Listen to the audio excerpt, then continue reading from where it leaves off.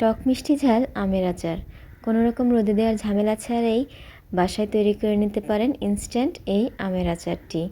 খেতে যেমন সুস্বাদু, দেখতেও খুবই লোভনীয় লাগছে। আসসালামু আলাইকুম, সবাইকে স্বাগতম উম্মে সালমাস কিচেনে। আজ আমি আপনাদের তৈরি করে দেখাবো ইনস্ট্যান্ট টক মিষ্টি ঝাল আমের আচার।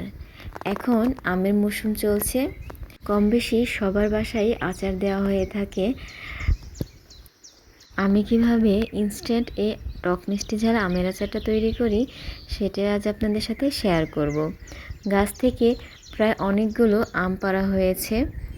আমগুলো বেশ বড় হয়ে গেছে, পেকে যাবে কিছুদিনের মধ্যে, কিন্তু তারপরও ইনস্ট্যান্ট আমের আচার বানানোর ইচ্ছা হলো, তাই আম কেটে আচারের জন্য তৈরি করে নিলাম। আমগুলো আমি খোসাসহ কেটে নিব। আপনারা যে কোনো সাইজ করতে পারেন, আমি কিউব সাইজ করে কেটে নিব। আমের আটিগুলো বেশ খানিকটা শক্ত হয়ে গিয়েছে, আমগুলো হলদেটে আকার ধারণ করেছে। আমরা সবাই মিলে আমগুলো কেটে পানিতে ভিজিয়ে রাখছি। আমি এখানে লবণ পানি দিয়ে আধা ঘন্টার মতো ভিজিয়ে রাখবো।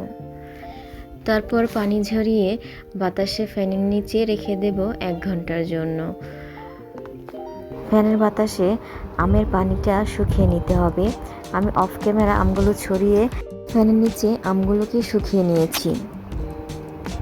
এখন একটি কড়াইয়ে পরিমাণ মতো সরিষার তেল দিয়ে দেব। তেল হালকা গরম হয়ে এলে এতে আমি কয়েকটি শুকনো মরিচ আর তেজপাতা দিয়ে দেব। আর দিয়ে দিব কোয়া করে রাখা রসুন। আমি এখানে অনেকগুলো রসুনের কোয়া দিয়েছি, আপনারা চাইলে রসুন বাটাও দিতে পারেন। আমি এখানে রসুন বাটাও ব্যবহার করব। মশলা বাটাবাটি ছাড়া এই আচারটাও যে খেতে দারুণ মজা লাগে। আমি এখন রসুন বাটা দিয়ে দিচ্ছি। রসুন বাটা দিয়ে হালকা নেড়ে চেড়ে এতে হলুদের গুঁড়ো আর মরিচের গুঁড়ো দিয়ে দেব।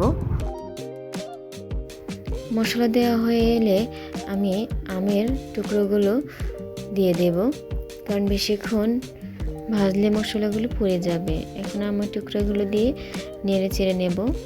আমের টুকরোগুলো দেওয়ার ফলে তেলের কারণে যে ফেনাটা উঠেছে সেটা কমে আসবে আস্তে আস্তে। এই আচারটা ভাতের সাথে বা খিচুড়ির সাথে আপনারা যদি ট্রাই করেন, অবশ্যই খেতে বেশ ভালো লাগবে। এখন আমগুলোকে আমি ভালো করে উল্টে পাল্টে নেড়ে কিছুক্ষণ রান্না করব। আম থেকে আস্তে আস্তে পানি আসবে, আর আচারের অন্যতম প্রধান কাজ হলো কিছুক্ষণ পর পর নাড়াচাড়া করতে হয়। নাড়াচাড়া না করলে আচারটা হাঁড়িতে পুড়ে যেতে পারে নিচে দিয়ে, তাই বারবার একটু নাড়াচাড়া করে দিলে খুবই ভালো হয়। এখন আমি আচারের মধ্যে দিয়ে দিচ্ছি লবণ। পরিমাণ মতো লবণটা দিয়ে দিবেন। আমি যে আমগুলো নিয়েছি এই আমে আঁশ খুবই কম, আঁশ নেই বললেই চলে, তাই রান্না করার সময় আচারটা বেশ খানিকটা গলে যাবে, আস্তে আস্তে থাকবে না। কয়েকটা আস্ত থাকবে আর কয়েকটা গলে যাবে। এই আচারটা খেতে কিন্তু দারুণ লাগে। আপনারা অবশ্যই বাসা ট্রাই করে আমাকে জানাবেন। আর আমার ভিডিও যদি ভালো লাগে অবশ্যই আমার চ্যানেল সাবস্ক্রাইব করে আমার পাশে থাকবেন। কমেন্টসে জানাবেন কেমন হলো। আমি খানিকটা পরিমাণ মতো 5 ফোড়ন আর শুকনো মরিচের গুঁড়ো দিয়ে দিয়েছি। এই মশলাটা তৈরি করা আমি আপনাদের সাথে সামনের ভিডিওতে শেয়ার করব, কীভাবে 5 ফোড়ন আপনারা পারফেক্টভাবে তৈরি করতে পারেন। এখন আমি ঢেকে কিছুক্ষণ রান্না করার পর আমের কালারটা একটু অন্যরকম হয়ে এসেছে, নরম হয়ে এসেছে। অল্প পরিমাণ মতো চিনি দিয়ে দেব। চিনিটা একবারে দিব না, কয়েকবারে দিতে হবে। চিনি থেকে আস্তে আস্তে পানি উঠবে আর আমটা সেদ্ধ হয়ে আসবে। আমটা আস্তে আস্তে যত জাল হবে তত কালারটা সুন্দর চলে আসবে। আমি এখানে ঢেকে রান্না করছি, আপনারা চাইলে খোলা রান্না করতে পারেন ঢাকনা ছাড়া। খোলা রান্না করলে পানিটা একটু কম উঠবে, ঢাকনার কারণে ঢাকনাটা ঘেমে যে পানিটা পড়ে পানির পরিমাণটা একটু বেড়ে যায়। আমি প্রথমে একবার ঢেকেছি, তারপর আর ঢাকিনি। এখন নেড়ে চেড়ে আচারটাকে খুব ভালো করে রান্না করে নিচ্ছি। দেখতে পাচ্ছেন চিনি দেওয়ার পরে অনেকখানি পানি উঠে এসেছে আর আমের খোসাগুলো আস্তে আস্তে গলে যাচ্ছে। এই পর্যায়ে এসে খুব ভালো করে সারাক্ষণ নাড়াচাড়ার মধ্যে রাখতে হবে। কালারটা দেখতে পাচ্ছেন একটু চেঞ্জ হয়ে আসছে। আচার যত জাল হবে ততই খেতে খুব মজা লাগবে। যেহেতু এই আচারটা রোদে দেওয়ার কোনো ঝামেলা নেই, তাই রান্না করার সময় একটু ভালো করে নেড়েচেড়ে সময় নিয়ে রান্না করতে হবে। আপনারা এর মধ্যে সিরকা ব্যবহার করলে এটা খুব বেশি দিন ভালো থাকবে। আমি আরেকটু চিনি দিয়ে দিয়েছি। কিছু আম টক বেশি, কিছু টক কম। আমের টকের উপর নির্ভর করে আপনারা চিনিটা ব্যবহার করবেন।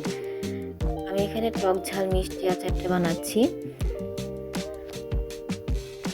আচারে কিন্তু রসুনের কোয়া যত বেশি দিবেন আচারটা খেতে তত ভালো লাগবে।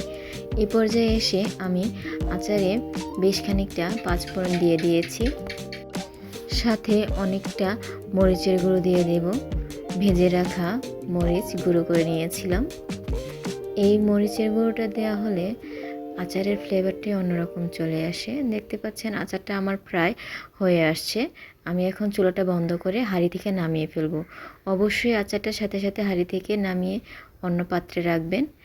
আর কাচের বয়মে ভরে আপনারা এটা ফ্রিজে সংরক্ষণ করতে পারেন 6 মাসের মতো। আমার ভিডিও কেমন লাগলো অবশ্যই কমেন্টসে জানাবেন। ভালো লাগলে লাইক করবেন, শেয়ার করবেন আর অবশ্যই আমার চ্যানেল সাবস্ক্রাইব করে আমার পাশে থাকবেন। ধন্যবাদ সবাইকে। আল্লাহ হাফিজ।